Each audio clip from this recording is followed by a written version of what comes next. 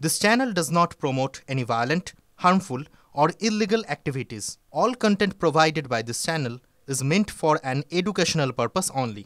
TV9 বাংলায় স্বাগত আপনাদের সঙ্গে রয়েছে আমি শর্মিষ্ঠা। সন্ধ্যে 6টা মানে 6টা ব্রেকিং নিউজের দিকে নজর রাখার পালা। সময় ফার্স্ট ব্রেকিং এর। এসআইআর আবহে ফের বাংলাদেশের হদিশ। ভারত আর বাংলাদেশ অনুপ্রবেশকারীর হাতে দুই দেশেরই ভোটার কার্ড। 2019 থেকে এদেশে ভোটও দিচ্ছেন বাংলাদেশি। ভোটার কার্ড ছাড়াও অন্যান্য নথি জোগাড় করে জগদলে বাস বাংলাদেশের। ঘুরপথে সীমান্ত পেরিয়ে এদেশে TV9 বাংলায় স্বীকারোক্তি বাংলাদেশের এসআইআর এর ফর্ম পূরণ করে ফেলেছেন ওই অনুপ্রবেশকারী। এবার সময় সেকেন্ড ব্রেকিং নিউজের দিকে নজর রাখার। এসআইআর নিয়ে আতঙ্কে গায়ে আগুন লাগিয়ে আত্মহত্যার অভিযোগ পূর্ব বর্ধমানে ভাতারে। মৃতের পরিবারের দাবি এসআইআর এর ফর্ম পূরণ করা নিয়ে আতঙ্কে ভুগছিলেন মস্তুরা খাতুন। ফর্ম বিলি করা হয়েছিল এবং তিনি ফর্ম ফিল আপও করে নিয়েছিলেন। সরকারি প্রকল্পের সুযোগ সুবিধা থেকে বঞ্চিত হতে পারেন এই আশঙ্কায় ভুগছিলেন ওই মহিলা। পরিবার বুঝিয়ে তাকে ফর্ম ফিল আপ করা, এরপরই গায়ে আগুন দিয়ে আত্মহত্যা করেন। এবার সময় থার্ড ব্রেকিং নিউজের দিকে নজর রাখার। সুকান্তর মুখে ফের এনকাউন্টার, বুলডোজারের হুঁশিয়ারি। বিজেপির সরকার এলে তোলাবাজদের ঘরে বুলডোজার চলবে। যারা মহিলাদের ইজ্জত নিয়ে ছেলে খেলা করবে তাদের এনকাউন্টার হবে। পরিবর্তন যাত্রা থেকে হুঙ্কার সুকান্ত মজুমদারের। এবার ফোর্থ ব্রেকিং নিউজ প্লে করতে বলবো পিসিআরকে। সোনারপুরে তৃণমূলের গোষ্ঠী কোন্দল। দলের পঞ্চায়েত প্রধান উপপ্রধানকে ঘিরে বিক্ষোভ তৃণমূলেরই দুই পঞ্চায়েত সদস্যের। উঠছে হেনস্থার অভিযোগ। সোশ্যাল মিডিয়ায় সেই ভিডিও এখন ভাইরাল হয়েছে। এবার সময় ফিফথ ব্রেকিং নিউজের দিকে নজর রাখার। ত্রিমুখী জটে দিশেহারা এসএসসি নিয়োগ পরীক্ষার ভবিষ্যৎ নিয়ে সংশয় দেখা দিয়েছে। অভিজ্ঞতার 10 নম্বর বাদ নিয়ে 90 নম্বরের নতুন পরীক্ষার দাবি। ফ্রেশারদের নতুন পরীক্ষার দাবি নিয়ে হাইকোর্টে শুনানি রয়েছে সোমবার। 2016 সালের ওয়েটিং লিস্টে থাকা প্রার্থীরাও হাইকোর্টের দরজায়। বয়সে ছাড় দিয়ে পরীক্ষায় বসার দাবি 2016 চাকরি প্রার্থীদের। এখনো অযোগ্যদের বাদ দেওয়া নিয়ে সংশয়ে এসএসসি। দাগির খোঁজ থাকলে জানান, সাধারণের কাছে খোলা চিঠি স্কুল সার্ভিস কমিশনের। এবার সময় সিক্স ব্রেকিং নিউজ অর্থাৎ শেষ ব্রেকিং নিউজের দিকে নজর রাখবো। দেশ জুড়ে বদলে যাচ্ছে রাজভবনের নাম। বাংলায় রাজভবনের নাম বদলে হলো লোকভবন। রাজভবনের নাম পরিবর্তনের প্রস্তাব নিয়ে আলোচনা চলছিল। কেন্দ্রের অনুমোদন মিলতেই আনুষ্ঠানিকভাবে ঘোষণা হয়ে গেল রাজভবনের নাম এই বাংলায় হতে চলেছে লোকভবন।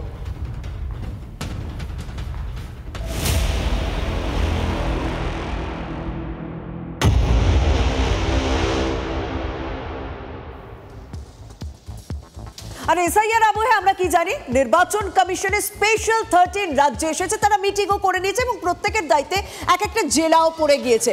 এবং যখন কমিশনের বিশেষ পর্যবেক্ষক দল এখানে রয়েছে, স্পেশাল টিম আসতে আমরা কি দেখলাম, ইআরওদের কড়া দাওয়ায় মুখ্য নির্বাচনী আধিকারিকের ভোটার খুঁজতে আরো নিখুঁত বিশ্লেষণে জোর নির্বাচন কমিশনের।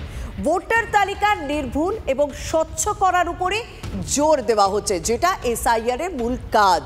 সেই স্বচ্ছ ভোটার তালিকা তৈরির জন্য ইতিমধ্যে কড়া দাওয়াই দিতে শুরু করে দিয়েছেন ইআরওদের।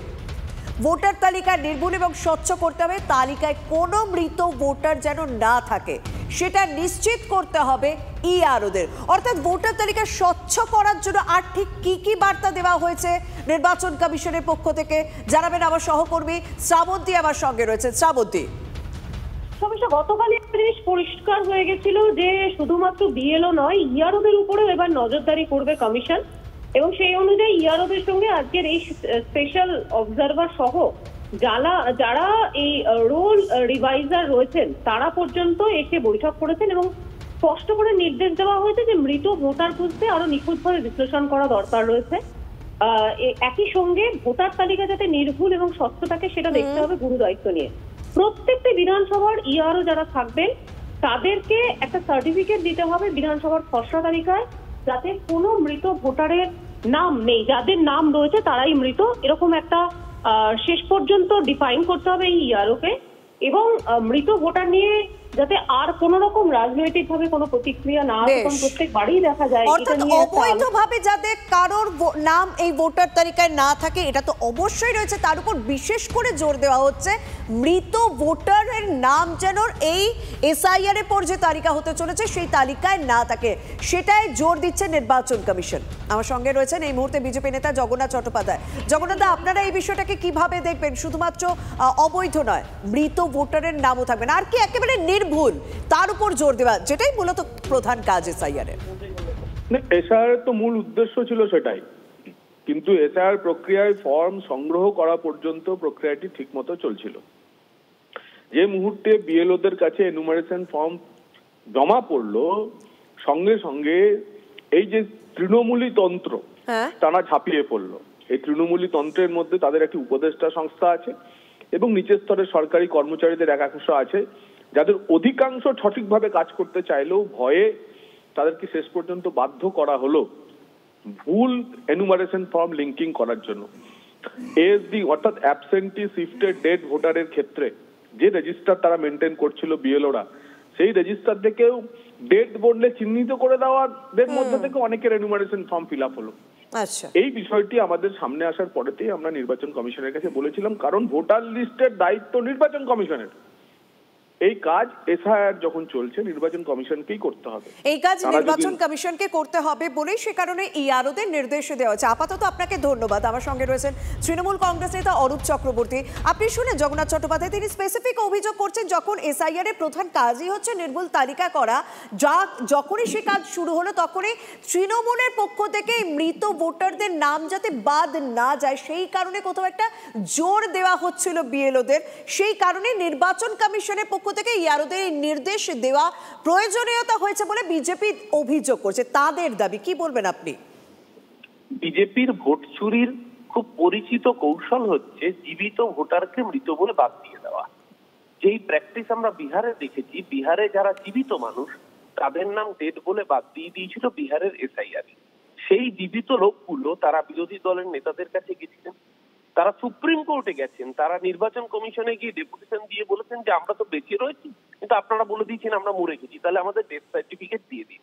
এখানে এই একই প্র্যাকটিস করতে চেয়েছিল বিজেপি। এখানে আমাদের বিএলএ-2রা বিএলওর সাথে সারাক্ষণ থেকে কাউন্টার মনিটরিং করে এই অসভ্য প্র্যাকটিসকে রুখে দিয়েছেন। কোনো মানুষ মৃত কিনা সেই সিদ্ধান্ত একমাত্র নেবেন তার পরিবারের মানুষ। তার পরিবারের কনসেন্ট ছাড়া, তার পরিবার যদি ডেথ সার্টিফিকেট প্রোভাইড না করে, যাকে তাকে আপনি মৃত বলে ঘোষণা করতে পারেন না।